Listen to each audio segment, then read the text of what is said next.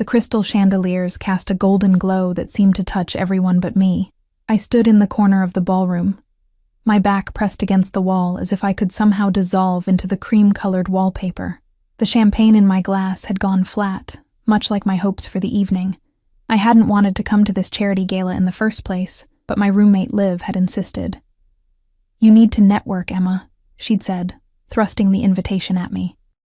"My cousin can't go, and these tickets cost a fortune. You've been hiding since that disaster with Jason. It's been 6 months. 6 months since I'd discovered my fiancé had been leading a double life. 6 months of working double shifts at the upscale restaurant downtown to make rent after moving out of our shared apartment. 6 months of feeling invisible. And tonight I was quite literally invisible, despite the black dress I'd splurged on. Simple but elegant. Hugging what few curves I had, not a single person had approached me in the 2 hours I'd been here. Liv had disappeared with some hedge fund manager 30 minutes after arrival. I took another sip of warm champagne and winced. The ballroom of the Meridian Hotel hummed with conversation and laughter. The air thick with expensive perfume and the scent of money. Women dripped with diamonds, and men in tailored suits exchanged business cards along with practiced smiles. Everyone seemed to know exactly where they belonged. Everyone except me. A waiter passed by, and I placed my glass on his tray, ready to find Liv and tell her I was leaving. That's when I felt it. A shift in the atmosphere, like the air before a storm. The crowd near the entrance parted like the Red Sea. Conversation faltered for a brief moment before resuming at a higher, more excited pitch. I pushed myself up on my toes, curiosity momentarily overriding my desire to escape. A group of men had entered, all in impeccable suits, but it was the one at the center who commanded attention. Even from across the room I could sense his authority. Tall, with broad shoulders that filled out his midnight blue suit to perfection, he moved with the fluid grace of a predator. Dark hair, artfully tousled, framed a face that belonged on a Renaissance painting, all sharp angles and perfect symmetry. "That's Nathaniel Russo," whispered a woman standing nearby to her companion. "I didn't know he was back in the country." "Apparently he's been keeping a low profile," her friend replied. "They say he's taken over all of his father's businesses." The way she hesitated on the word businesses made my skin prickle. I didn't need any further explanation. Everyone in the city knew the Russo name, though it was rarely spoken above a whisper. I should leave. Now. But my feet refused to move as I watched him scan the room. He nodded at a few people, stopped briefly to shake hands with others, all while his entourage, 3 men whose bulky frames suggested they weren't selected for their conversational skills, maintained a careful perimeter around him. For a fleeting, absurd moment, I imagined those dark eyes finding me in my corner, but I quickly dismissed the thought. Men like Nathaniel Russo didn't notice women like me. They noticed the willowy models or sophisticated heiresses who were currently circling him like exquisite sharks. I finally managed to tear my gaze away and push off from the wall. Time to find Liv and escape this world where I so clearly didn't belong. I made it halfway across the ballroom when I collided with a server carrying a tray of hors d'oeuvres. The silver platter clattered to the marble floor, sending tiny pastries scattering. The crash seemed to echo throughout the entire room. "I'm so sorry," I gasped, dropping to my knees to help gather the ruined food. My cheeks burned as I felt dozens of eyes turn toward the commotion. This was exactly why I didn't belong here. In a world of grace and poise, I was all angles and missteps. The server muttered something under his breath as he scooped up the mess. I reached for a fallen pastry and found myself staring at a pair of immaculately polished Italian leather shoes. My gaze traveled upward. Perfectly tailored trousers, a jacket that probably cost more than 6 months of my rent, and finally, the face I'd been watching from across the room. Nathaniel Russo was even more striking up close. His eyes weren't just dark, they were bottomless, like looking into deep water. A hint of stubble shadowed his jaw, somehow making him look both dangerous and irresistible. "Are you all right?" His voice was deep, with the barest trace of an accent I couldn't place. I opened my mouth to respond, but no words came out. One of his security men stepped forward, his hand extended toward me, but Nathaniel waved him back with a small gesture. Instead, he reached down himself, his hand enveloping mine as he pulled me effortlessly to my feet. His skin was warm, his grip firm, but gentle. A strange current seemed to pass between us, making my pulse jump erratically. Yes, I'm fine. Just clumsy. Sorry for the disruption. I finally found my voice, though it sounded breathless even to my own ears. His eyes held mine, and a slight smile curved his lips. No disruption at all. The server had finished cleaning up and disappeared, but Nathaniel hadn't released my hand. I became acutely aware that we were standing in the middle of the ballroom, with curious glances being cast our way. I gently tried to pull my hand back, but his grip tightened just enough to prevent me from escaping. "You haven't been enjoying yourself tonight?" he said. It wasn't a question. I blinked in surprise. "How would you know that?" Something flickered in his eyes. Amusement, perhaps? I notice things. Like a beautiful woman standing alone all evening when she should be the center of attention. A startled laugh escaped me. "Now I know you have me confused with someone else." "I'm never confused about what I see." His gaze traveled slowly over my face, making me feel both exposed and strangely valued. "Dance with me." Again, not a question. My heart hammered against my ribs. "I don't think that's a good idea." "Why not?" "Because—" I glanced around at the watching eyes, the whispers behind manicured hands. "People are staring. Let them." His smile deepened, revealing a dimple in his right cheek that somehow made him seem both more human and more dangerous. "Dance with me, Emma." The sound of my name on his lips sent a jolt through me. "How do you know my name?" Instead of answering, he placed his hand on the small of my back and guided me toward the dance floor. I should have resisted. I should have made an excuse and fled. But something in the gentle pressure of his hand, in the certainty with which he moved, made resistance seem impossible. The orchestra was playing something slow and melancholy. As we reached the center of the dance floor, he turned to face me, one hand still on my back, the other taking my hand in his. Around us, other couples moved to give us space. "I don't dance very well," I warned, as he drew me closer. "Just follow my lead." And somehow, I did.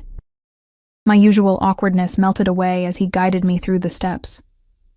His body was solid and warm against mine, his movements confident and sure. The scent of him, sandalwood and something darker, something uniquely him, filled my senses. "Are you going to tell me how you know my name?" I asked again, finding courage in the rhythm of our movement. His eyes met mine, and I had the unsettling feeling that he could see past every defense I'd ever built. "I make it my business to know things, Emma Wallace. 27 years old, graduated with honors in culinary arts, currently working at Eloise's downtown, one of the finest restaurants in the city, though they don't appreciate your talents enough." A chill ran through me, despite the warmth of his body. "That's disturbing." "Is it? Or is it flattering to know that someone has taken an interest in you when so many others have failed to see your value?" Before I could formulate a response, he spun me out and then back into his arms, closer than before. My chest pressed against his, and I could feel the steady beat of his heart. "Why me?" I whispered, unable to look away from his face. "Why not you?" he countered, his voice equally soft. "You're different. Authentic. In a room full of facades, you're refreshingly real." The music swelled around us, but it seemed distant now, as if we were enclosed in our own bubble. His hand on my back pressed slightly firmer, possessively, drawing me impossibly closer. "After tonight," he said, his lips close to my ear, "everything changes for you, if you let it." Warning bells sounded in the back of my mind. This man was dangerous, not just because of who he was and what he might do, but because of how he made me feel. Seen, significant, desired.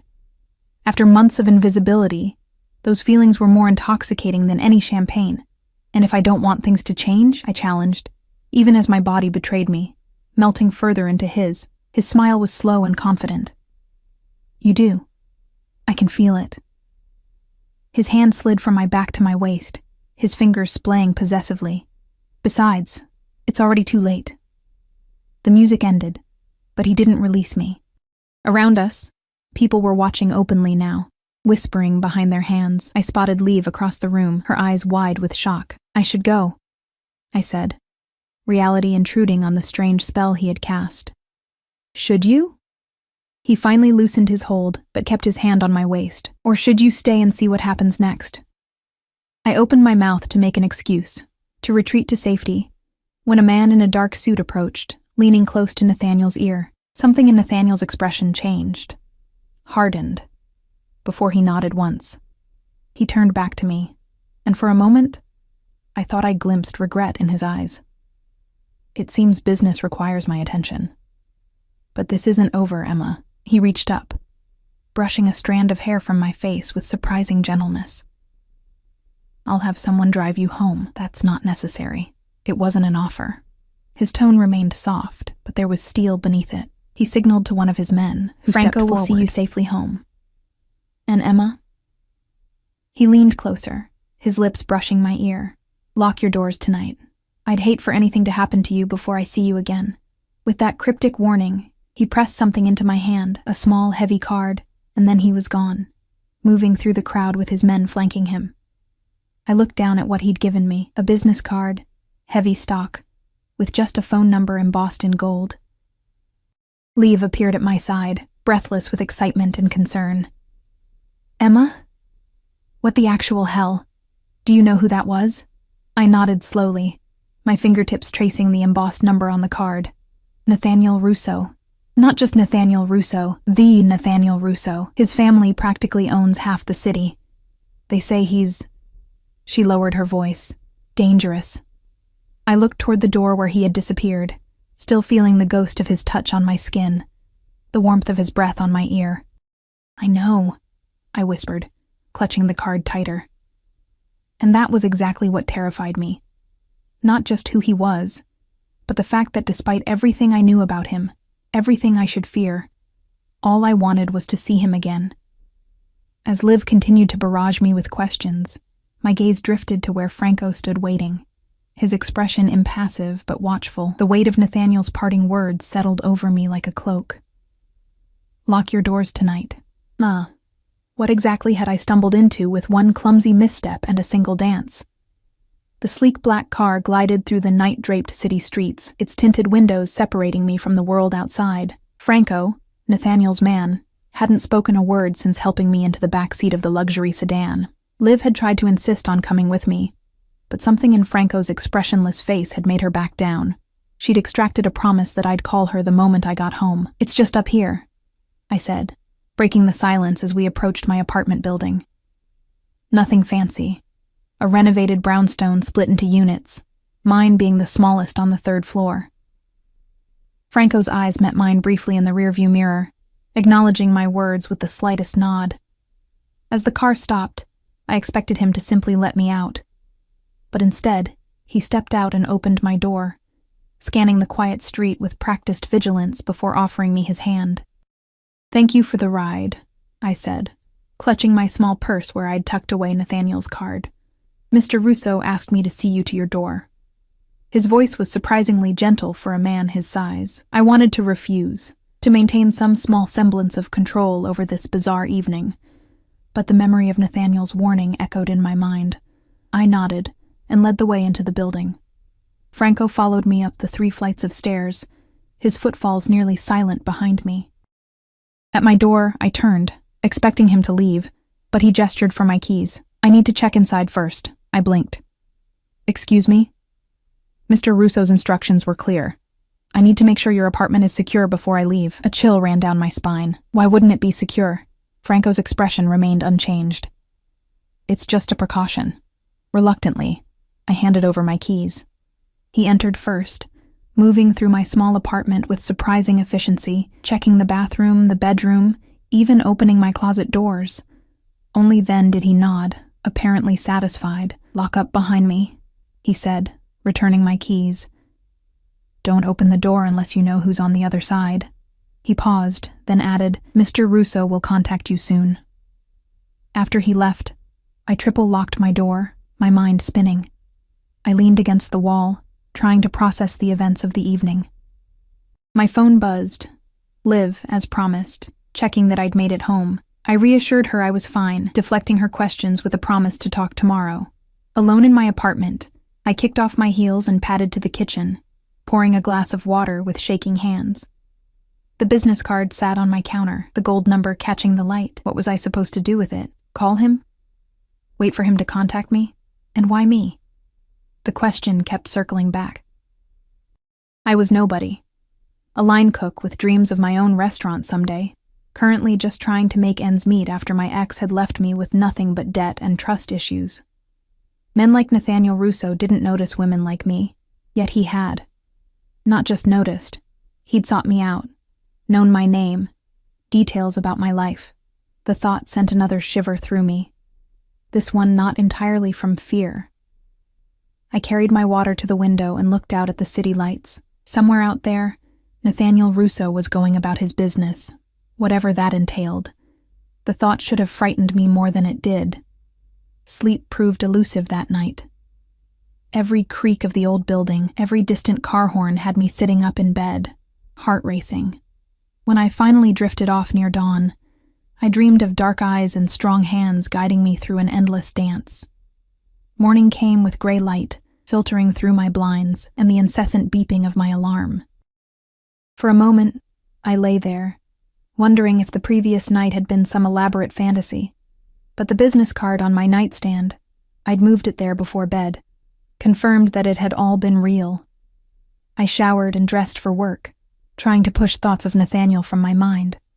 It was Friday, which meant a busy day at Eloise's. The restaurant would be packed, and Chef Bernard would be in one of his moods. No time to dwell on enigmatic encounters with dangerous men. The day passed in a blur of orders and controlled chaos in the kitchen. I was plating a salmon dish when Madeline, one of the servers, appeared at my station, eyes wide. "Emma, there's someone asking for you. Out front." My hand faltered, nearly ruining the delicate arrangement of asparagus. "Asking for me? A customer?"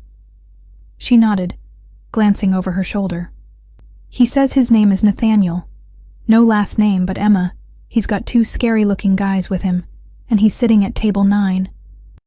Table 9, the best table in the house, always reserved weeks in advance for VIPs. "Tell him I'm working," I said, my voice steadier than I felt. "I can't just leave the line." Madeline bit her lip. "I already told him that. He said..." She lowered her voice. "He said he's happy to wait, but he'd prefer to see you now. And Emma, Chef already said it's fine. He practically fell all over himself when the guy asked." Chef Bernard, who screamed if a sous chef took an unauthorized bathroom break, had given me permission to leave the line during dinner service. My stomach twisted with a mixture of dread and anticipation. "Fine," I said, wiping my hands on my apron. "I'll be right there." I took a moment to check my reflection in the polished surface of a steel refrigerator. My face was flushed from the kitchen heat, my hair pulled back in a practical bun. Nothing I could do about it now. Taking a deep breath, I pushed through the swinging doors into the dining room. The restaurant hummed with conversation and the clink of silverware against fine china. My eyes found table 9 immediately. Nathaniel sat facing the door, as if he'd been waiting for me to appear. Unlike his security, positioned at a nearby table, vigilant even as they pretended to dine. He was completely at ease, one hand resting on the white tablecloth beside a glass of red wine. He wore a charcoal suit today, the crisp white of his shirt a stark contrast against his tanned skin. When he saw me, his lips curved into that same confident smile I remembered from the night before. He didn't wave or call me over. He simply watched me approach, his gaze never leaving mine. "Mr. Russo," I said when I reached his table, conscious of the curious glances from nearby diners. "Madeline said you asked for me." "Nathaniel," he corrected, gesturing to the chair across from him. "Please sit down. I'm working. And I've already cleared it with your chef. Please, Emma. Just for a moment." Reluctantly, I slid into the chair, keeping my back straight, my hands folded in my lap. Up close, I could see the flecks of amber in his dark eyes, the perfect symmetry of his features. "How did you sleep?" he asked, catching me off guard with the mundane question. "Fine," I lied. His smile told me he knew it was a lie. "No unexpected visitors? No disturbances?" I shook my head, unsettled by his questions. Why would there be? Instead of answering, he took a sip of his wine. "You look beautiful, even in chef's whites." The compliment caught me off guard, warming my cheeks. "Why are you here, Mr. Nathaniel?" "I wanted to see you again," Simple, direct, and to invite you to dinner tomorrow night. Dinner? I echoed stupidly. Yes, dinner. The meal people typically enjoy in the evening. I'd like to take you somewhere special. Despite everything, the warnings in my head, the whispers about who he was, the strange intensity of his interest, I felt a flutter of excitement. Why me? He leaned forward, his eyes intent on mine. I told you last night. You're different, Emma. Real. Do you know how rare that is in my world? I don't know anything about your world, I said carefully. Perhaps that's another reason. He reached across the table, his fingers brushing against mine. Say yes. I should have said no. Every instinct for self-preservation screamed at me to decline, to extract myself from whatever game he was playing. But his touch sent electricity sparking through my veins, and the word that left my lips was, yes. His smile deepened, revealing that dangerous dimple. Good. I'll send a car for you at 7. He slid a small package across the table. Wear this. Before I could respond, he stood. I won't keep you from your work any longer. Until tomorrow, Emma. I remained seated, stunned, as he left the restaurant, his security falling into step around him. Only when he was gone did I look down at the package, a small black box tied with a simple silver ribbon. With trembling fingers, I untied it. Inside, nestled on black velvet, lay a necklace, a delicate silver chain supporting a single teardrop diamond that caught the light in hypnotic patterns.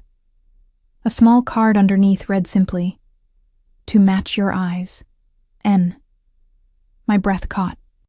The necklace was exquisite, undoubtedly expensive, and accepting it would mean something, an acknowledgement of whatever was developing between us, a step into his world. Holy shit, Madeline whispered, appearing beside me. Is that real? I closed the box quickly. I have to get back to work. The rest of my shift passed in a daze. Chef Bernard didn't scold me for my absence from the line. In fact, he seemed almost deferential when I returned. I wondered exactly what Nathaniel had said to him.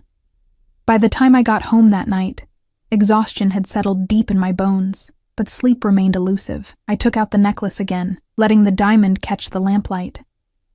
To accept such a gift from a man I barely knew, a man with Nathaniel's reputation, seemed foolish at best, dangerous at worst, yet I couldn't bring myself to put it away.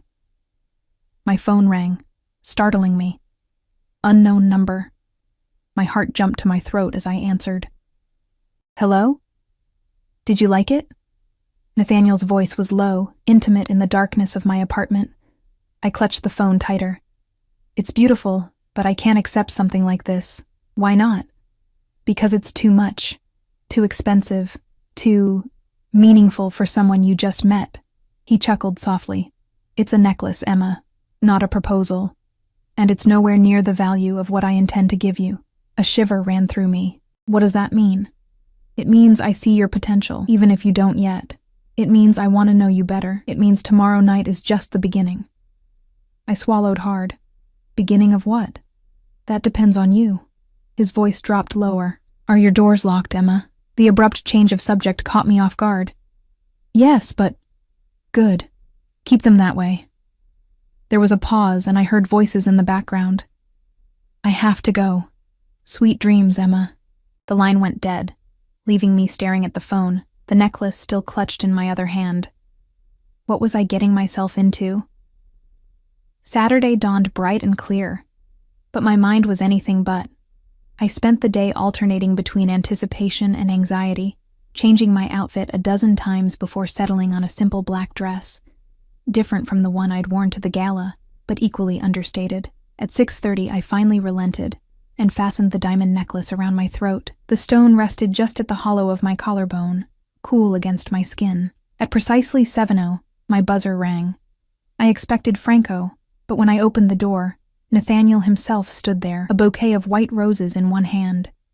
He wore a black suit, impeccably tailored, the jacket open to reveal a charcoal shirt underneath, no tie, the top buttons undone, offering a glimpse of tanned skin.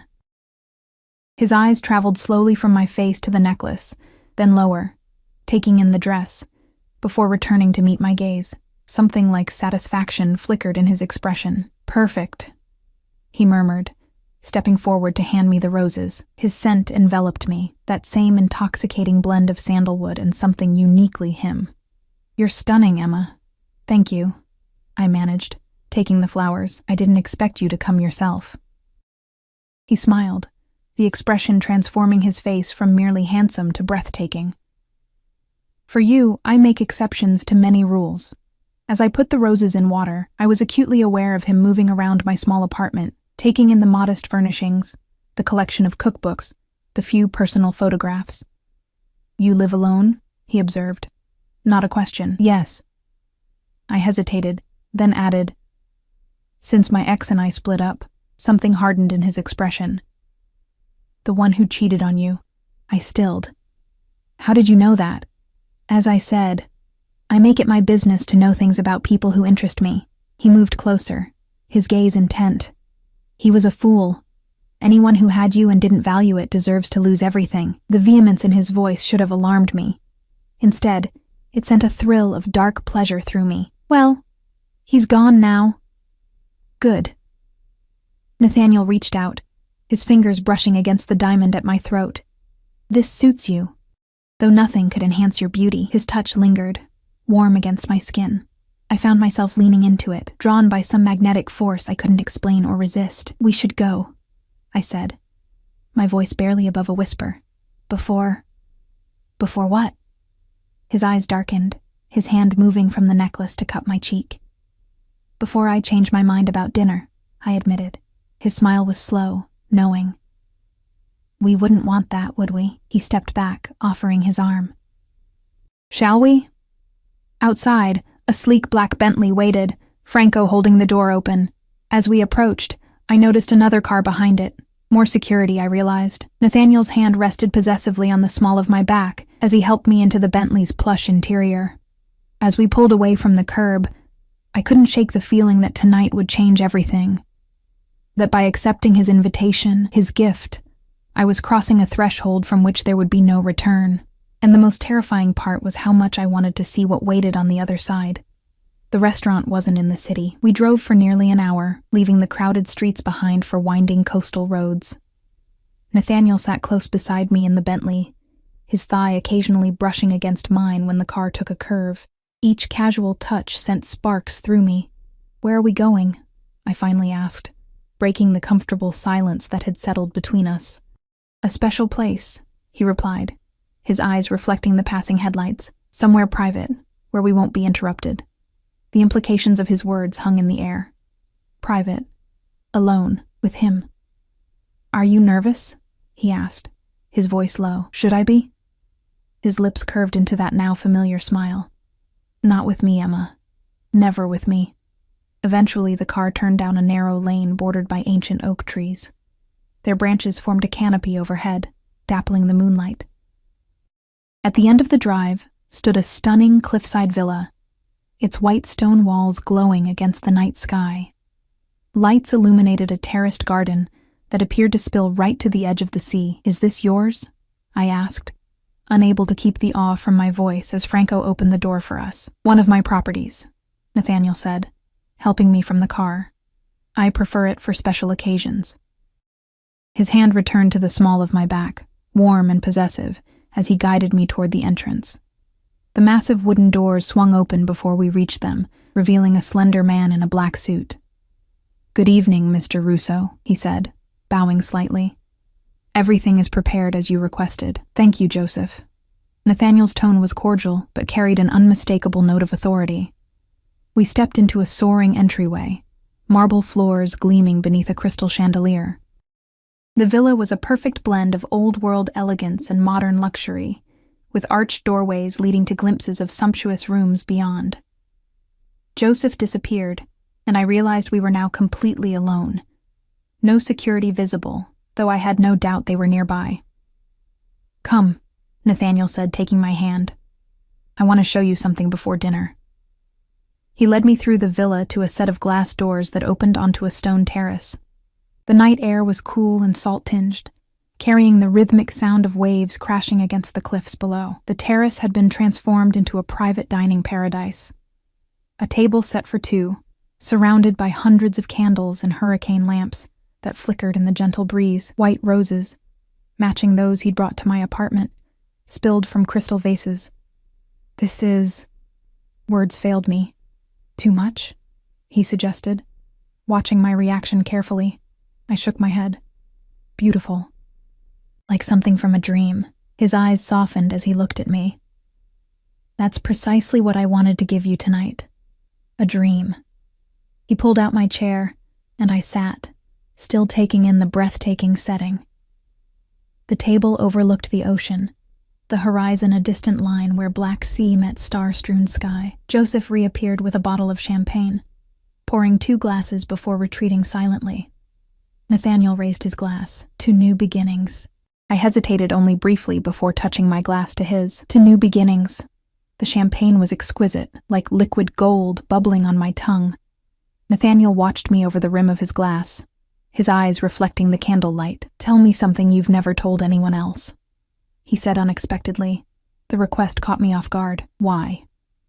Because I want to know you, Emma. Not the version of yourself that you show the world. The real you. I considered his request, taking another sip of champagne for courage. I sabotaged my ex-fiancé's application to culinary school, I admitted. We were both applying to the same prestigious program. There were only 2 spots available, and he'd been awful to me that week, criticizing my techniques, my ideas, so I may have accidentally spilled coffee on his application and then rewritten it with a few key errors. Nathaniel's eyebrows rose. And did he get in? No, but I did. He laughed then, a genuine sound of delight that transformed his face. Remind me never to cross you in the kitchen. Your turn, I said, emboldened by his reaction. Tell me something you've never told anyone. His smile faded slightly, his expression growing more contemplative. I never wanted to take over my father's business, he said after a moment. I wanted to study architecture. I designed this villa when I was 19. The confession surprised me. Why didn't you pursue it? Family obligations. His tone made it clear the subject was closed. We all make sacrifices for those we love, don't we? Before I could respond, Joseph returned with our first course. Delicate scallops nestled on beds of pureed cauliflower, garnished with microgreens and truffle oil. The presentation was exquisite, worthy of any Michelin-starred restaurant. Your chef is talented, I said after tasting the perfectly seared scallop. He should be. I hired him away from a 3-star restaurant in Paris. Nathaniel watched me appreciatively. Though I'd be interested in tasting your cooking sometime. The idea of cooking for him, for this man who could clearly afford the finest chefs in the world, made me nervous. I'm just a line cook. For now. His confidence in that statement was puzzling. But you dream of your own restaurant, don't you? I nodded, surprised again by how much he knew about me. Someday, when I can afford it. Dreams shouldn't wait for someday, Emma. The intensity of his gaze made me look away, out toward the darkness of the ocean. Not everyone has the luxury of making dreams reality whenever they want. Perhaps that could change for you. He reached across the table, his fingers tracing patterns on the back of my hand. If you allowed it. The implication was clear, and a mixture of emotions rolled through me. Temptation, wariness, excitement. I'm not looking for a benefactor, Nathaniel. And I'm not offering to be one. His fingers stilled against my skin. I'm offering much more than that. The meal continued with course after exquisite course, each more impressive than the last. Throughout dinner, our conversation flowed easily, punctuated by moments of charged silence. Nathaniel asked questions about my childhood, my ambitions, my favorite foods, seemingly mundane topics, yet he listened to my answers with such focused attention that I felt as though everything I said was fascinating to him. In turn, he shared carefully curated details about himself, his preference for Italian wines, his disdain for technology despite its usefulness, his collection of rare first editions. He spoke of traveling the world, but always returning to this coast, which he loved above all other places. What he didn't discuss was his business, his family beyond vague references, or the obvious wealth that surrounded him. Those subjects remained carefully cordoned off, and I didn't press. I already knew enough about the Russo name to understand there were questions better left unasked. After dessert, a deconstructed lemon tart that made me close my eyes in pleasure, Nathaniel stood and extended his hand. "Walk with me?" He led me down stone steps that wound from the terrace to a private beach cove below the villa. The sand was cool beneath my bare feet. I'd left my heels behind, and the moonlight cast everything in silver. The security team reappeared, maintaining a discreet distance as we walked along the shore. "Do they always follow you everywhere?" I asked, nodding toward the dark figures standing near the steps. "Always." He didn't seem bothered by their presence. "A necessary precaution in my position." "Because of your business?" I ventured carefully. Nathaniel stopped walking, turning to face me. The sea breeze ruffled his dark hair, and the moonlight carved shadows beneath his cheekbones. "Does it bother you? What you think you know about me?" I considered the question honestly. "I don't know what to think. I know what people say about your family, but I don't know what's true. And if it were all true?" His voice remained calm, but I sensed tension beneath the surface. "Would you be here with me now?" I should have said no. Any sane person would have.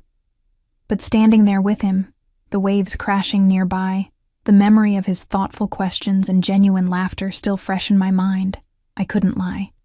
"Yes, I think I would be." Something shifted in his expression. Relief, perhaps, or satisfaction. He stepped closer, one hand coming up to cup my cheek. "You continue to surprise me, Emma Wallace." His touch was gentle, but I could feel the leashed power in his hand. This man could break me if he wanted to. Physically, financially, emotionally. Yet something told me he wouldn't, at least not intentionally. "Is that good or bad?" I asked, breathless from his proximity. "Very, very good." His thumb brushed across my bottom lip. "May I kiss you, Emma?" The formal request, so at odds with his commanding presence, made my heart flutter. "Yes," I whispered. His lips met mine with surprising gentleness, a question rather than a demand. I responded instantly, my hands finding their way to his chest, feeling the solid warmth of him through the fine fabric of his shirt. The kiss deepened, his arm wrapping around my waist to pull me flush against him. I was lost in the sensation, the taste of him, when a sharp noise, a car door slamming somewhere above us, broke the spell. Nathaniel pulled away slightly, his breathing as uneven as my own, but his eyes immediately scanning our surroundings. One of his security men was approaching rapidly. "Sir, there's a situation that requires your attention." Nathaniel's expression hardened instantly, the tenderness I'd glimpsed vanishing behind a mask of cold authority. "Take Ms. Wallace back to the villa." "I'll join her shortly." "Nathaniel?" I questioned, suddenly uneasy. He turned back to me, his features softening slightly. "It's nothing for you to worry about. Business that can't wait, unfortunately. Go with Franco. He'll see that you're comfortable until I return." Before I could protest, he pressed a swift, hard kiss to my lips, and then was striding away, already pulling a phone from his pocket. Franco materialized at my side, respectfully offering his arm to escort me back up the cliff path.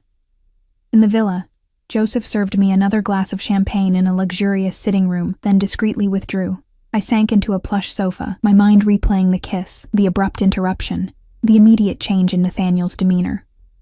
What kind of business demanded his attention at this hour, on a Saturday night? I knew the answer, or at least I thought I did. The Russo family didn't make their fortune through legal enterprises, if even half the rumors were true. I wandered the room, champagne in hand, examining the artwork on the walls, original pieces, I was certain, by masters I recognized. On a side table sat a collection of framed photographs. Curious, I moved closer. Most showed a younger Nathaniel, with an older man who shared his strong jawline and penetrating gaze. His father, I presumed. In one, they stood on the very terrace where we'd dined tonight, arms around each other's shoulders, smiling. Another photo caught my attention. Nathaniel, perhaps in his early 20s, with his arm around a beautiful dark-haired woman. They were dressed formally, her in a stunning red gown, him in a tuxedo. The way they looked at each other spoke of intimacy, of history. An unexpected pang of jealousy shot through me. Who was she? An ex-girlfriend? Someone still in his life?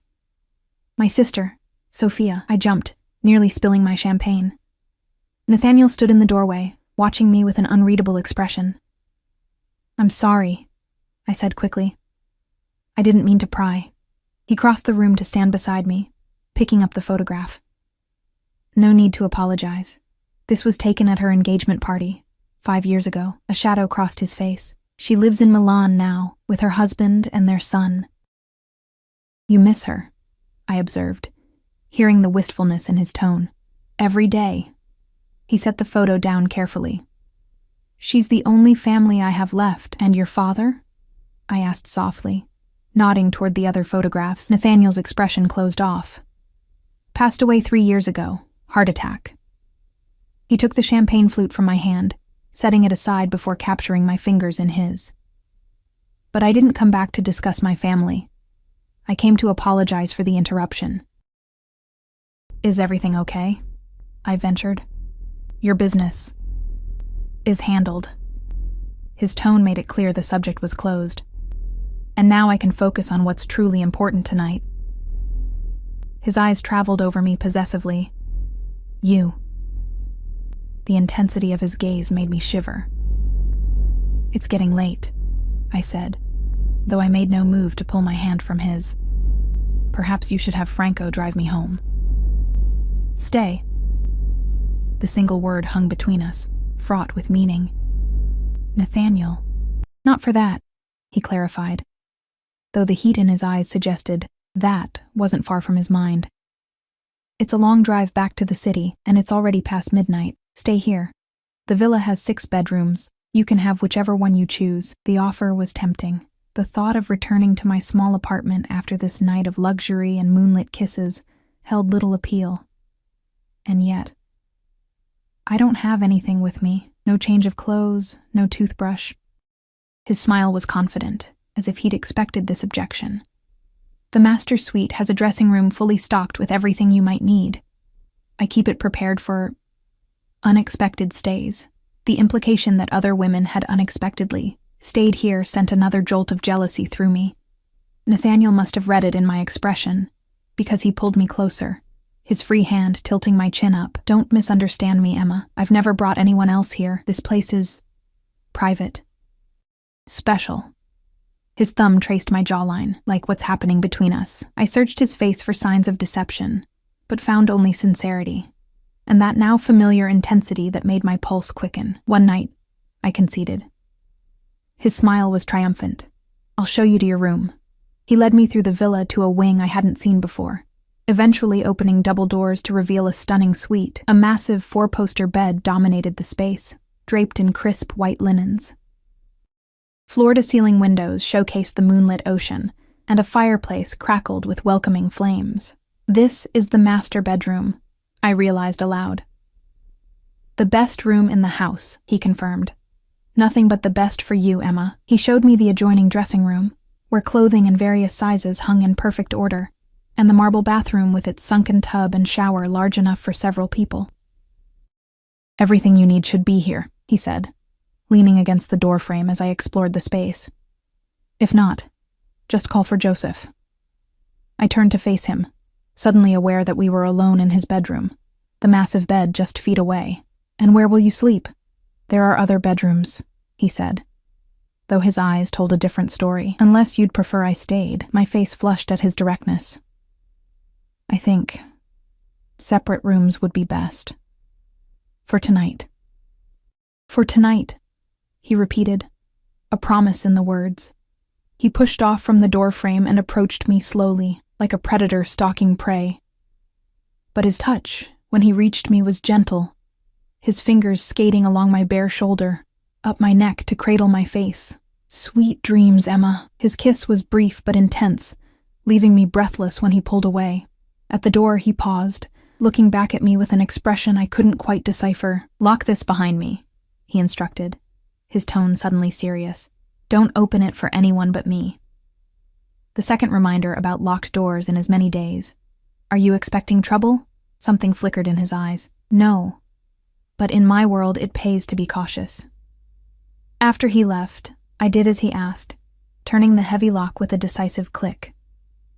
Alone in his bedroom, surrounded by luxury that spoke of unimaginable wealth, I finally allowed myself to consider exactly what I was doing.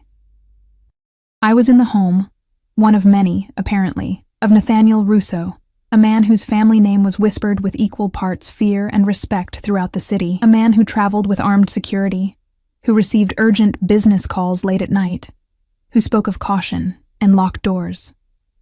A man who kissed me like I was essential to his existence, who looked at me like I was precious, who treated me with a care and attention I'd never experienced before. As I slipped between sheets that probably cost more than a month of my rent, wearing a silk nightgown I'd found in the dressing room, I knew I should be more afraid than I was.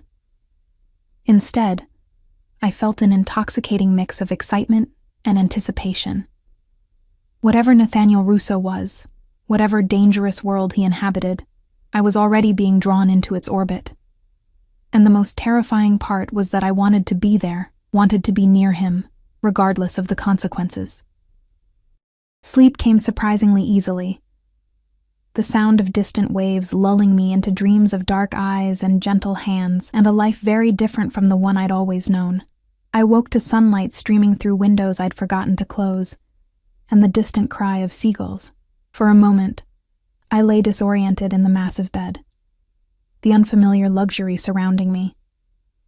Then memories of the previous night came flooding back, the candlelit dinner, the moonlit beach, Nathaniel's kiss. The diamond necklace still rested against my throat. I hadn't taken it off before sleeping. My fingers touched it absently as I sat up, taking in the room in daylight. It was even more impressive than it had seemed last night, spacious and elegant, with views of the ocean stretching to the horizon. A soft knock at the door made me start. "Emma?" Nathaniel's voice, low and measured. "Are you awake?" I pulled the silk sheets higher, suddenly conscious of wearing only the borrowed nightgown. "Yes." "Just a moment."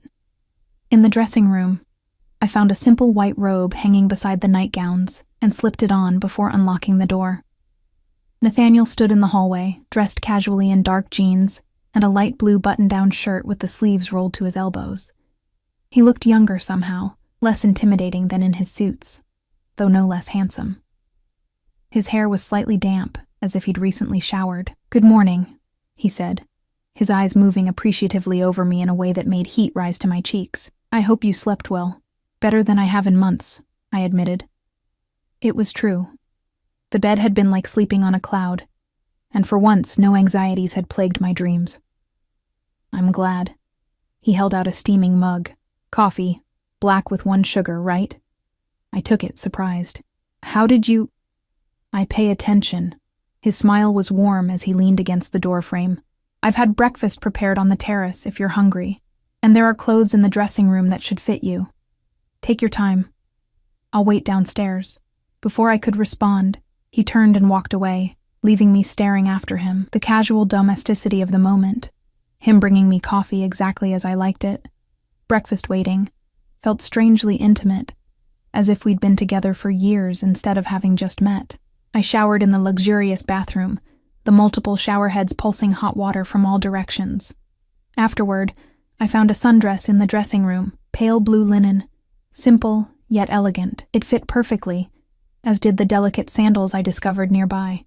I wondered if this was coincidence, or if Nathaniel had somehow anticipated my size in advance. Given what I was beginning to understand about him, I suspected the latter. Downstairs, I followed the sound of soft music to the terrace where we'd dined the night before. In daylight, the view was even more spectacular. Azure waters stretching to the horizon, the cliffs falling away to the private beach below, lush gardens cascading down the terraced hillside. Nathaniel stood at the stone balustrade, looking out at the ocean. He turned at the sound of my footsteps, and something in his expression as he took me in made my breath catch. Appreciation, yes, but something deeper, more possessive. "The dress suits you," he said, approaching to take my hand. He brought it to his lips, his eyes never leaving mine, "though I find myself preferring you in diamonds." His glance at the necklace I still wore made me self-conscious. I should have taken it off before sleeping.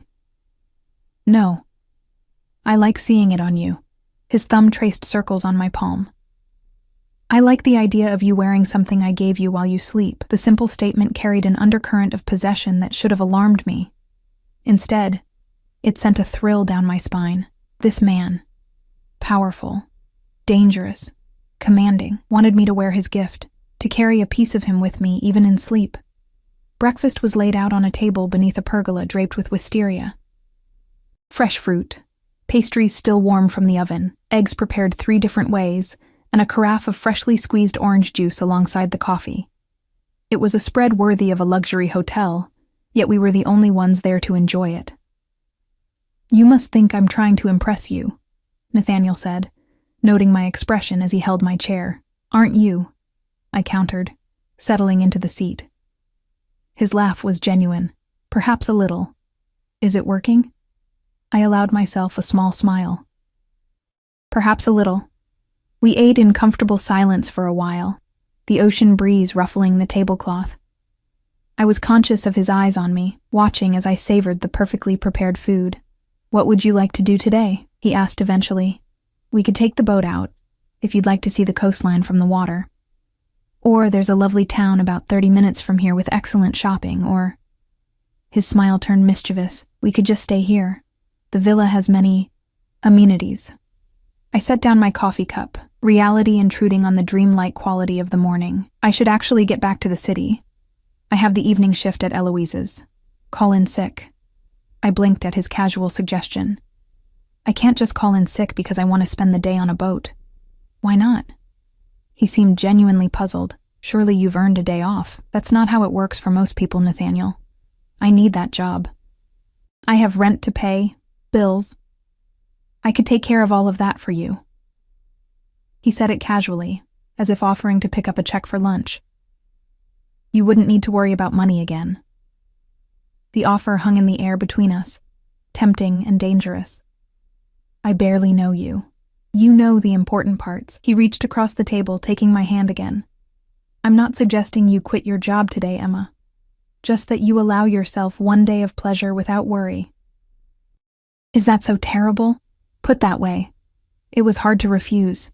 And the truth was, I didn't want to leave this beautiful place, this bubble of luxury and attention where Nathaniel made me feel like the most important person in his world. One call, I conceded. His smile was triumphant as he handed me his phone. To my surprise, Chef Bernard didn't argue when I called in sick.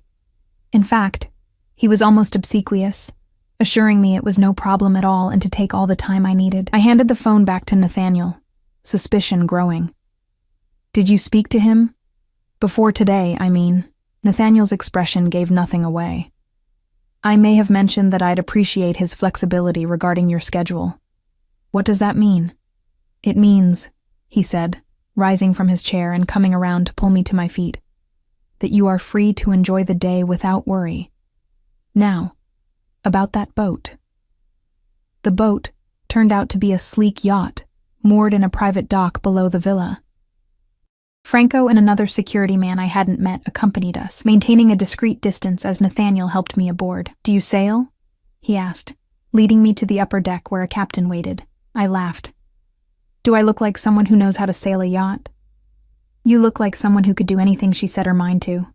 His hand rested possessively on my lower back. But today you can just relax. Antonio will handle everything. The day passed like a dream. We cruised along the coast, Nathaniel pointing out other properties he owned, secluded coves where he sometimes swam, a lighthouse he'd had restored just because he admired its architecture. He spoke of the coast with genuine love, his knowledge of its history and geography revealing a connection to this place that went beyond mere ownership. We stopped in a private cove for lunch, which was served on the deck by staff who seemed to materialize out of nowhere. Afterward, Nathaniel suggested swimming, producing a selection of swimwear from a cabinet that, like the dressing room at the villa, seemed prepared for any eventuality. Do you always keep women's swimsuits on your yacht? I teased, selecting a modest black one-piece. His eyes darkened slightly. As I told you last night, Emma, I've never brought anyone else here. This is new for me, too. The simple admission, delivered with unexpected vulnerability, caught me off guard. I retreated to a cabin to change, my mind spinning with implications.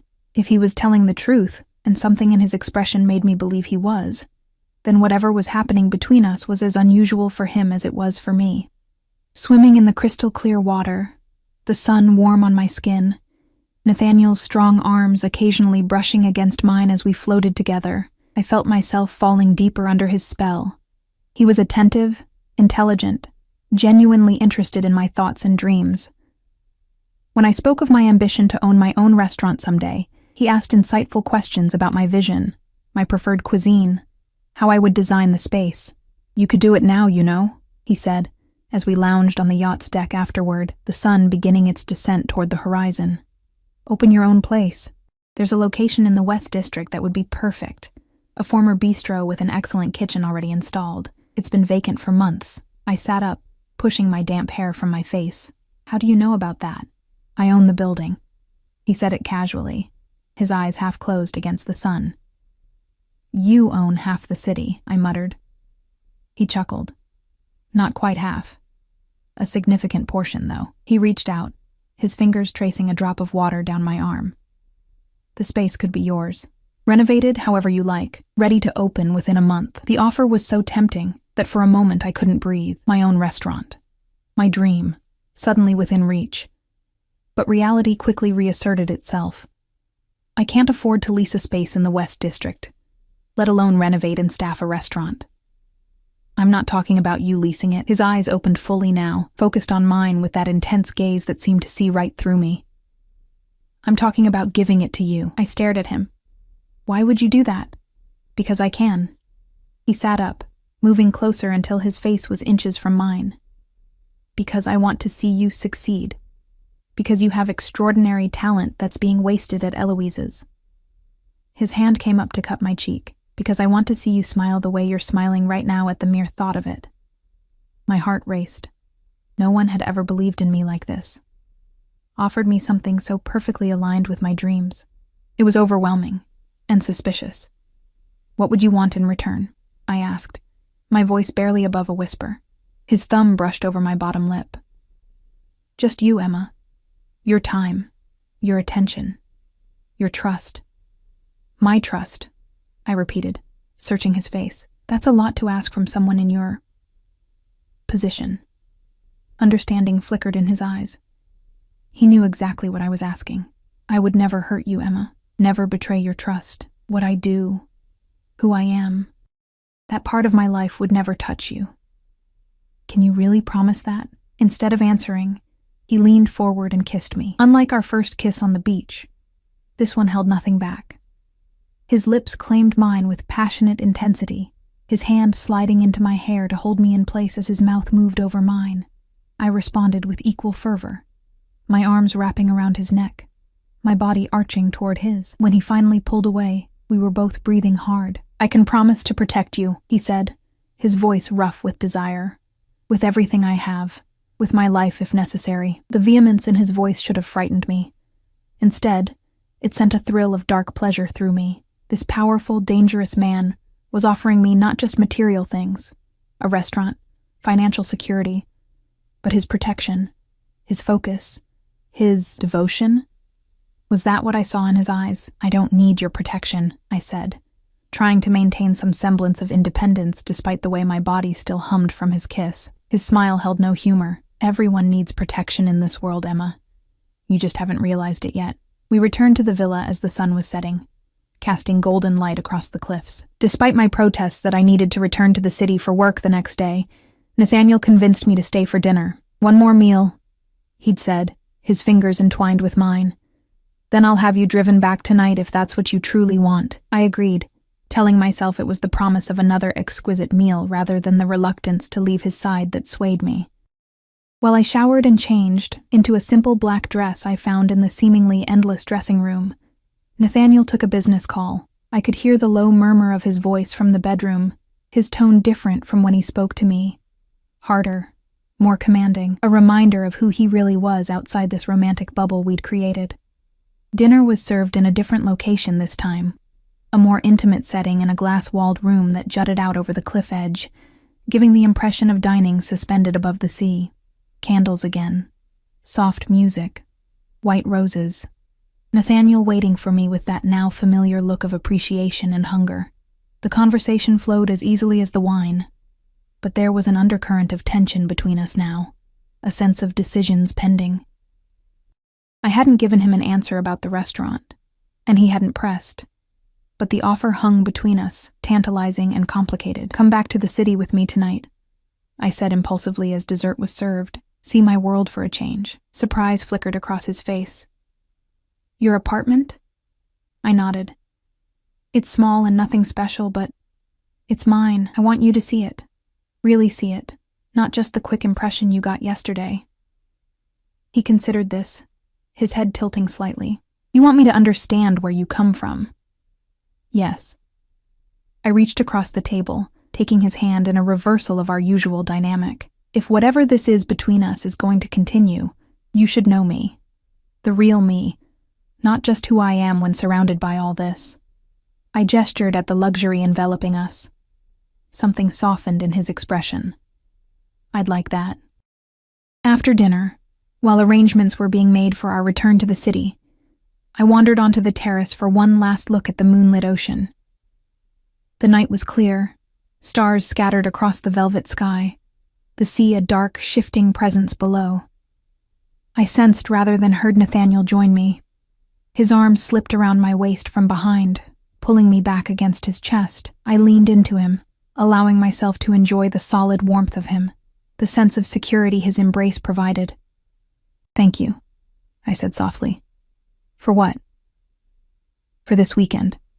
For showing me all of this." I gestured at the magnificent villa, the stunning view. "It's been like living in a dream." His lips brushed my temple. "It doesn't have to end." I turned in his arms to face him, placing my palms against his chest. "Reality is waiting for us in the city. My job. Your business. We can't stay in this bubble forever." "No," he agreed, his hands settling on my hips. "But we can create new bubbles. Moments like this. Spaces where it's just us." His eyes searched mine. "If that's what you want." "What about what you want?" I countered. "You're offering me so much, Nathaniel. A restaurant, protection, these incredible experiences. What do you get out of this arrangement?" A shadow crossed his face. "Is that how you see it? An arrangement?" "I don't know what to call it," I admitted. "We barely know each other." "I know enough." His hands tightened on my hips, drawing me closer. "I know you're unlike anyone I've ever met. I know you challenge me, surprise me, make me want to be different." "Different how?" He hesitated, something vulnerable flickering in his eyes. "Better, perhaps. More worthy of someone like you." The admission stunned me. This man, powerful, wealthy, commanding, thought he needed to be worthy of me? Before I could respond, one of his security men appeared at the terrace entrance. "The cars are ready, sir." Nathaniel nodded, his expression closing off slightly. "We'll be right there." The drive back to the city was mostly silent, but not uncomfortably so. Nathaniel sat close beside me in the Bentley, his hand resting possessively on my thigh. Occasionally he would receive texts, his expression hardening momentarily before returning his attention to me. The outside world was already intruding on our idyll. When we reached my apartment building, Franco and the other security man did a sweep of the area before allowing Nathaniel to escort me inside. I felt self-conscious as we climbed the 3 flights of stairs, acutely aware of the peeling paint in the hallway, the flickering fluorescent light on the second-floor landing. My apartment, which had always seemed cozy rather than small to me, suddenly looked shabby through Nathaniel's eyes, or so I imagined. The second-hand furniture, the cramped kitchen, the view of the brick wall of the building next door rather than an ocean panorama. But if Nathaniel was judging, he showed no sign of it.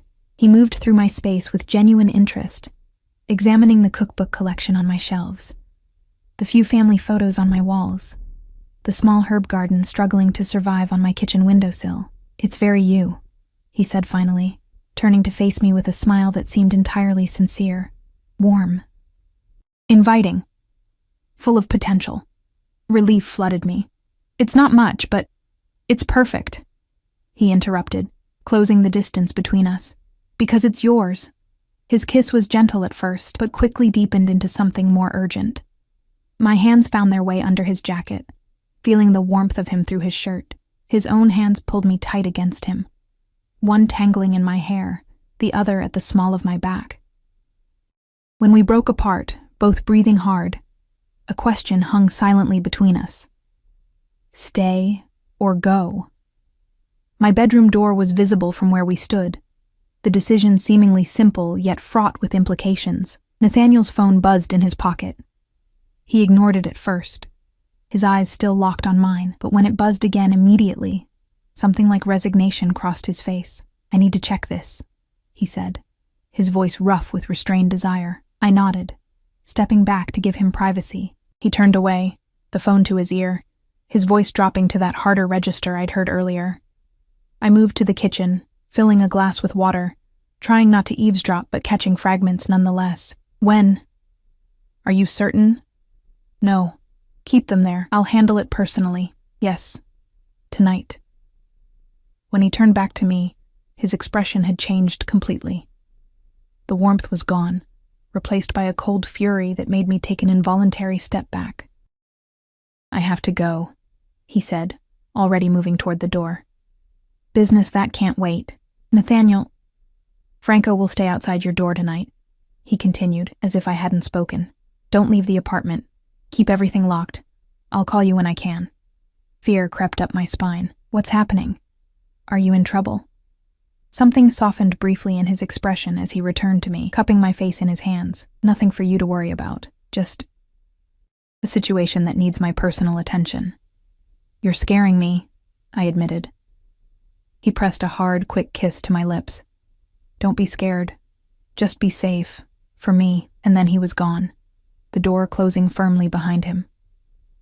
I stood in my small apartment, the ghost of his kiss still on my lips, wondering what I'd gotten myself into, and why, despite the obvious warning signs, I couldn't bring myself to walk away. I didn't sleep that night. How could I, knowing Franco was stationed outside my door like a sentinel?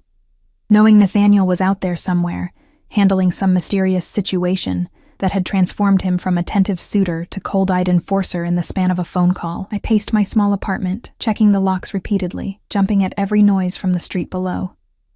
By dawn, exhaustion had settled deep in my bones, but still sleep wouldn't come. I made coffee, strong and bitter, and stood at my window watching the city slowly come alive. My phone remained silent. No call from Nathaniel, no explanation, no reassurance. Only the knowledge that a man I barely knew had deemed it necessary to post a guard at my door. When my alarm went off at 9 a.m., I was due at Eloise's for the lunch shift. I jumped, nearly dropping my third cup of coffee. The prospect of going to work, of pretending everything was normal after the surreal weekend I'd just experienced, seemed impossible. But staying alone in my apartment with my swirling thoughts seemed worse. I showered, dressed, and opened my door to find Franco still there, alert despite having stood watch all night. "Mr. Russo asked that you remain here today," he said, straightening as I appeared. "I have to work," I replied, surprised by the steadiness in my voice. "Mr. Russo was quite insistent. Mr. Russo doesn't control my life." The declaration felt hollow even as I said it. Hadn't I already allowed Nathaniel to rearrange my weekend, my thinking, my desires? "I need to go to work. You can come with me or stay here, but I'm leaving." Franco's expression didn't change, but I sensed his internal struggle. Finally, he nodded once. "I'll accompany you." The walk to Eloise's was tense, Franco scanning the street constantly, one hand inside his jacket where I suspected a weapon was holstered. My nerves, already frayed from the sleepless night, stretched tighter with each block. At the restaurant, he insisted on checking the premises before allowing me inside. Chef Bernard raised an eyebrow at the serious man in the dark suit, but said nothing. In fact, everyone seemed to be giving me a wide berth. Glances filled with curiosity and something like respect? Fear? Had they all somehow learned about my connection to Nathaniel Russo? The thought was unsettling. I threw myself into work, grateful for the mindless routine of prep, the familiar rhythm of the kitchen. Franco had taken a seat at the bar, his eyes constantly moving, his presence a stark reminder that whatever normal life I'd had before meeting Nathaniel was already slipping away. Halfway through my shift, Madeline appeared at my station, her expression a mixture of excitement and concern. "There's someone asking for you," she said in a low voice. "Table 12. My heart leapt, thinking it might be Nathaniel, but Franco's lack of reaction suggested otherwise. "Who is it?" "He wouldn't give his name, just said he was an old friend." She glanced toward the dining room nervously.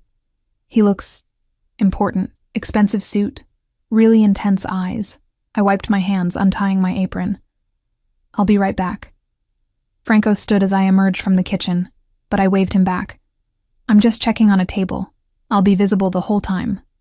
Table 12 was in a corner, partially concealed by a decorative screen.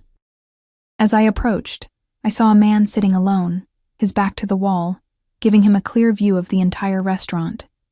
He was perhaps in his 50s, silver threading through his dark hair, his face handsome in a weathered way. His suit was indeed expensive, his demeanor that of someone accustomed to command. "You asked for me?"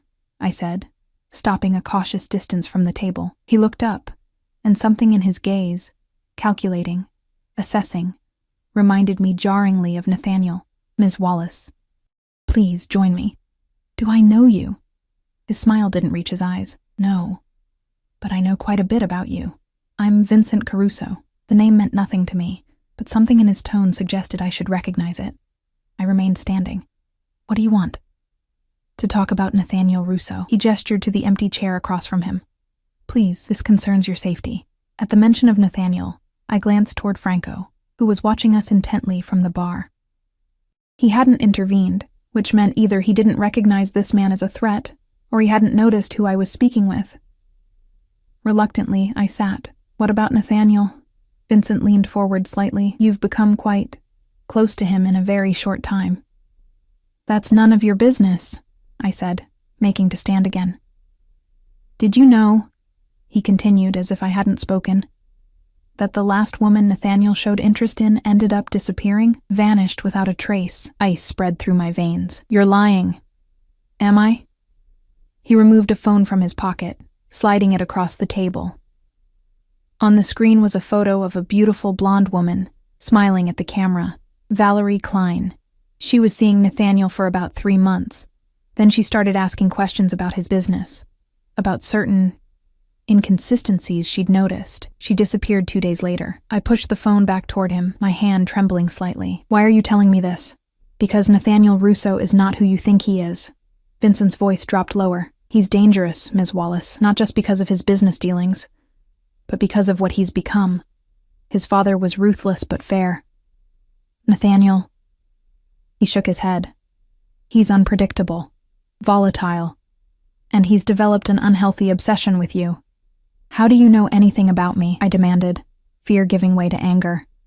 "My business interests occasionally overlap with the Russo families. We've been competitors for many years." He produced a business card, sliding it across the table like he had the phone. "If you ever need help, if you ever feel unsafe, call this number, day or night." Before I could respond, I sensed movement beside the table. Franco had appeared, his expression hard as he stared down at Vincent.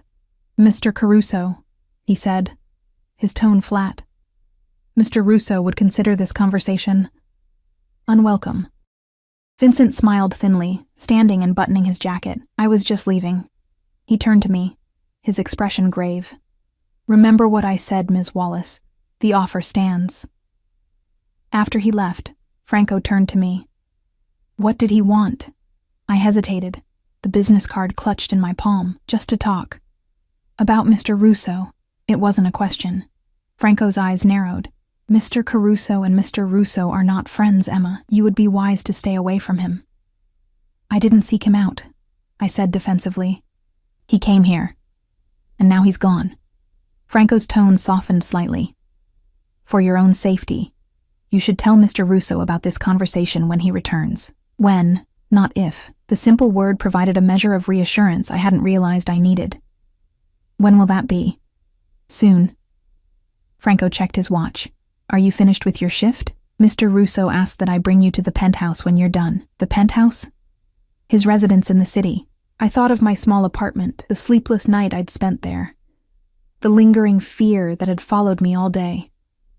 Then I thought of Vincent Caruso's warnings. The photo of the blonde woman, the implication that Nathaniel was somehow responsible for her disappearance. Who should I trust? The man who had swept into my life with gifts and promises, who made me feel seen and valued in a way no one ever had before. Or the stranger with grave warnings and talk of disappearances. "I'll need to go home first," I said finally. "To change clothes." Franco nodded. "Of course." At my apartment, I quickly packed an overnight bag, my mind still spinning with Vincent's accusations. I slipped his business card into my wallet, not sure why I was keeping it, but unable to throw it away. The drive to Nathaniel's penthouse took us to the most exclusive part of the city, a gleaming tower of glass and steel overlooking the river. Security was extensive, a guarded gate to the private parking area, keycard access to the elevator, cameras everywhere. Franco used a code to access the penthouse level, the elevator opening directly into a marble-floored foyer. "Mr.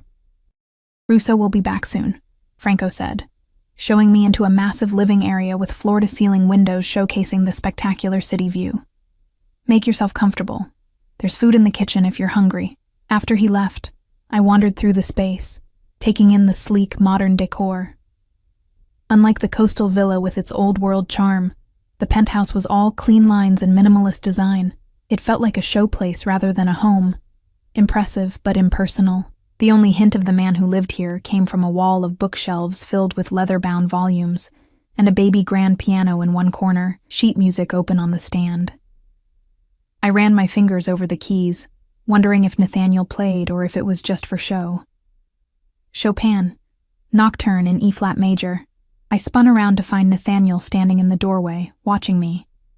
He looked exhausted, dark circles under his eyes, his usually immaculate appearance slightly disheveled. Still handsome, still commanding, but visibly worn. "You play?" I asked, my heart racing at the sight of him. "When I need to think." He crossed the room, stopping a few feet away as if uncertain of his welcome. "I'm sorry about last night." "You left without explanation," I said, trying to keep the hurt from my voice. "You put a guard at my door and disappeared. I had no choice." He ran a hand through his hair, a gesture I hadn't seen before, a crack in his usually perfect composure.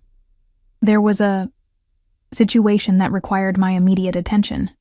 A dangerous situation." His expression tightened. "Yes.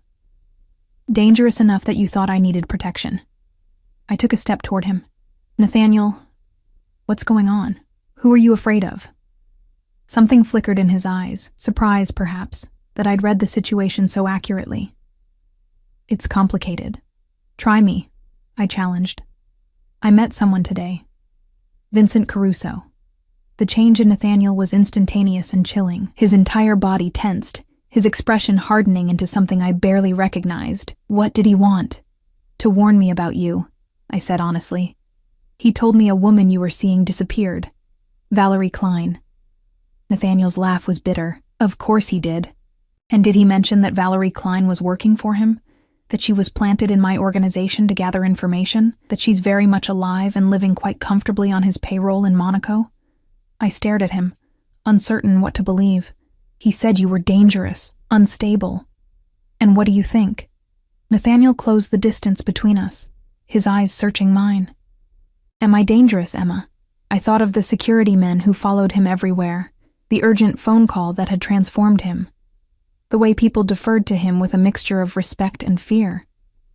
"Yes," I admitted, "I think you are."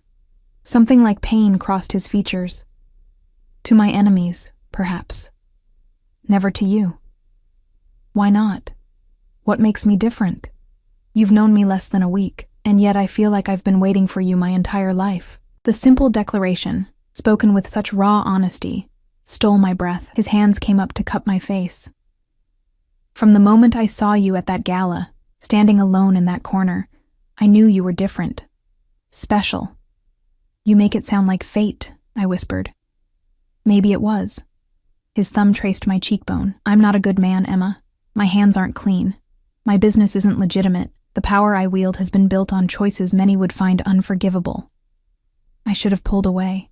His confession, spoken so plainly, should have sent me running. Instead, I found myself leaning into his touch. Vincent Caruso is my father's oldest enemy, Nathaniel continued. Their feud goes back decades. When my father died, Caruso thought I'd be easier to manipulate, to intimidate. When that failed, he resorted to more direct methods, like sending someone to spy on you, among other things. His jaw tightened. Last night, one of his men was caught trying to access sensitive information. Information that could have put many people at risk, including you. Me? Why would I be at risk? Nathaniel's hands slid down to my shoulders. Because you matter to me, and in my world, Emma, the things, the people that matter to me become targets. The reality of what he was saying sank in. My connection to him had already put me in danger, would always put me in danger. That's why Franco was at my door, I realized. Why you wanted me to stay in my apartment. Yes. His grip on my shoulders tightened slightly. Caruso's reach is extensive. I couldn't be certain you'd be safe. And now? Now the immediate threat has been neutralized. Something in his tone made me shiver. But Caruso remains a problem, one I'll deal with permanently, very soon. The implication was clear, and for the first time, I truly understood who Nathaniel Russo was, what he was capable of, what he had likely already done. I should go, I said, stepping back from his touch. This is too much, too fast. Pain flashed across his face, quickly masked. Of course, I understand, but as I turned to leave, to find my bag and call a taxi, a new thought struck me. Would I ever be truly safe now? I'd been seen with Nathaniel, danced with him, spent a weekend at his villa. Vincent Caruso already knew who I was, where I worked. The danger wouldn't disappear just because I walked away. I turned back to find Nathaniel watching me, his expression carefully neutral despite the tension radiating from him. If I stay, I said slowly. What does that mean? For us. Hope sparked in his eyes. Whatever you want it to mean. I told you before. I'm offering you everything, Emma. Not just material things, but myself. All of me. Even the parts that frighten me. He approached cautiously, as if afraid I might bolt. I will never let you see the darkest parts. I promise you that. They will never touch your life. Can you really keep that promise? I challenged. You just said being connected to you makes me a target, which is why I'll protect you with everything I have. He reached for my hand, his grip gentle but secure. I can give you a life most people only dream of, Emma. Safety, luxury, your own restaurant, anything you desire. All I ask in return is your trust, your loyalty. And if I wanted more, the question surprised even me. What if I wanted all of you, Nathaniel? Not just the charming man who brings me coffee in the morning or takes me sailing, but the man who makes those midnight business calls. The man who neutralizes threats. Something dangerous and thrilling flickered in his eyes. You don't know what you're asking for. Maybe not, I admitted, but I'm not naive. I know who you are, what your family does, and I'm still here. He studied me for a long moment, as if seeing me anew. Then, decision made, he pulled me against him, his kiss desperate and claiming. I responded with equal fervor, my arms winding around his neck, my body molding to his. When we broke apart, both breathless, he pressed his forehead to mine. Stay with me tonight, he whispered. Let me show you what you mean to me. I knew I was standing at a crossroads. One path led back to my old life, safe, predictable, ordinary. The other led into Nathaniel's world of luxury and danger, power and passion. There would be no going back once I chose. Yes, I said, the decision suddenly, startlingly clear. I'll stay. The night that followed was a revelation. Nathaniel led me to his bedroom, a space as minimalist as the rest of the penthouse, but warmer somehow, with deep blues and grays creating a cocoon of luxury. His touch was both reverent and possessive as he undressed me, his eyes drinking in every inch of skin revealed.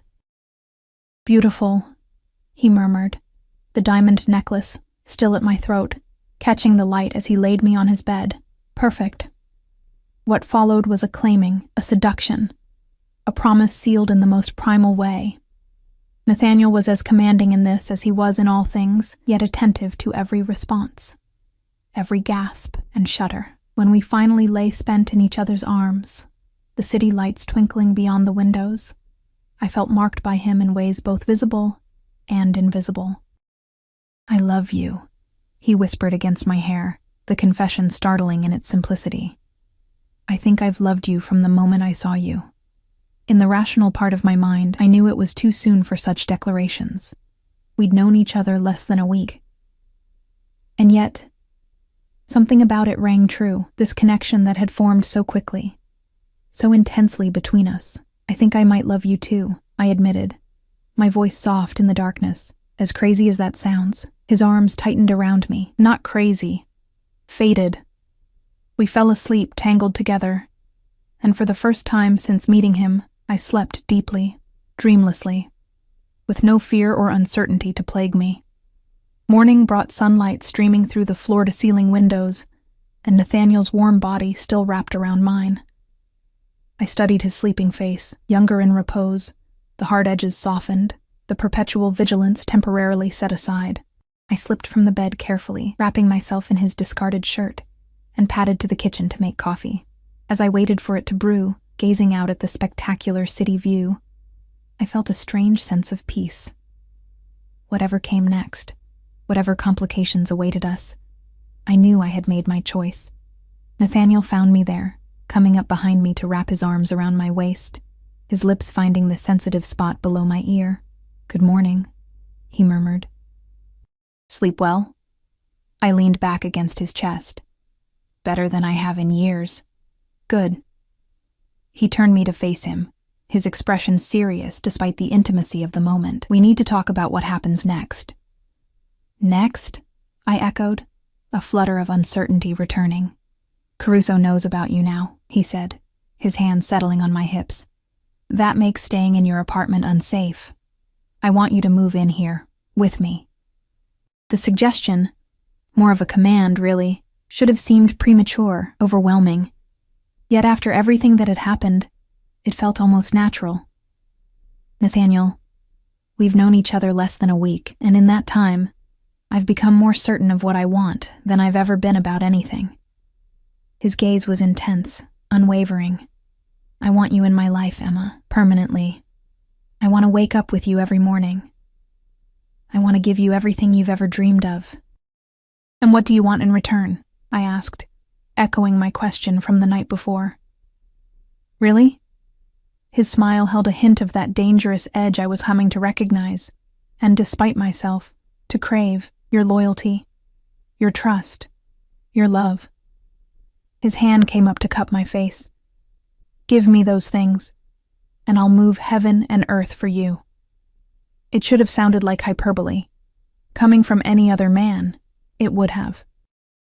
But from Nathaniel Russo, with his empire built on power and fear, his resources seemingly limitless, it felt like a promise he could actually keep. "Okay," I said simply.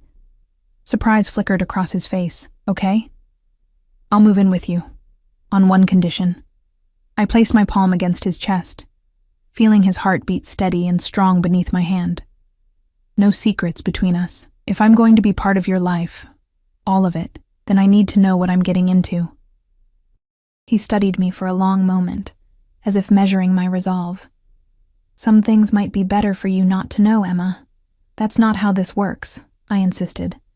"I'm not asking to be involved in your business, but I won't be kept in the dark either. Not about anything that could affect us, our safety, our future." Something like admiration glinted in his eyes. "You continue to surprise me." He took my hand, pressing a kiss to my palm. "No secrets, I promise." And in that moment, standing in his kitchen wrapped in his shirt, the diamond he'd given me still at my throat, I believed him. Whatever darkness lurked in Nathaniel Russo's world, whatever dangers we might face, we would face them together. "Now," he said, his expression lightening as he pulled me closer. "About that restaurant in the West District." 6 months later. "Are you ready?" Nathaniel asked, his hand warm at the small of my back as we stood outside the sleek glass doors. The sign above them read simply, "Emma's, in elegant script.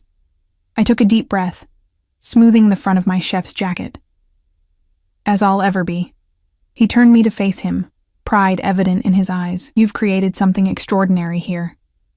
Everyone is going to love it. I hope so.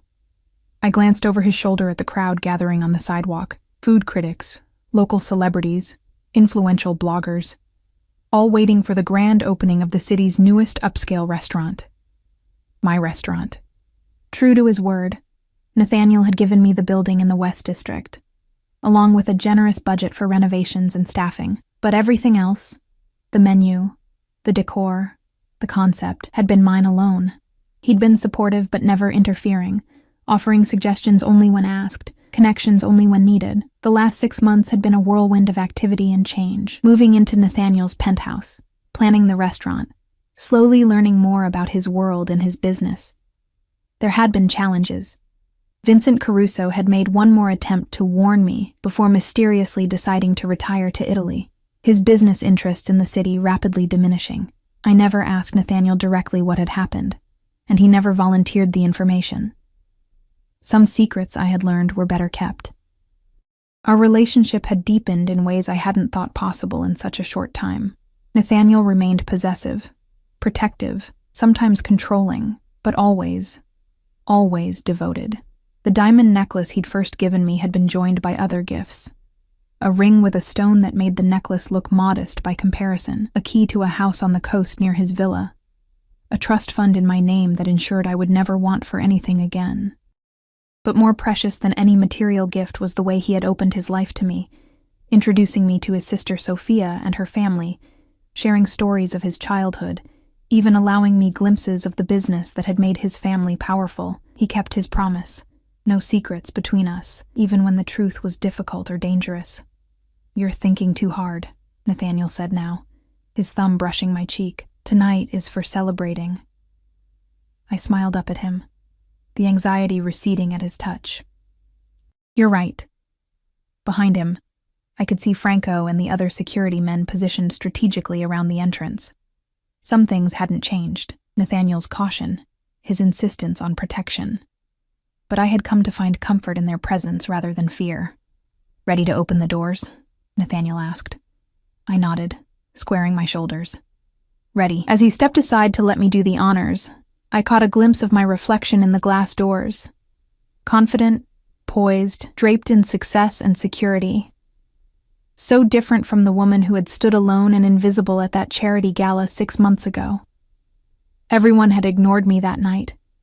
Everyone except the most dangerous, most powerful man in the room, the man who had seen something in me worth claiming, worth protecting, worth loving, the man who now watched with pride and possession as I unlocked the doors to my dream, his hand never leaving my back, his presence a constant reminder of the choice I had made and would make again 1,000 times over. As the doors swung open and applause greeted us, Nathaniel leaned close, his lips brushing my ear. I told you everything would change if you let it. I turned to him, my smile matching his. For the better, I whispered back, before stepping forward to welcome the world into the life we had built together. A life balanced precariously between darkness and light, danger and security, power and love. A life that was, against all odds and expectations, perfectly ours.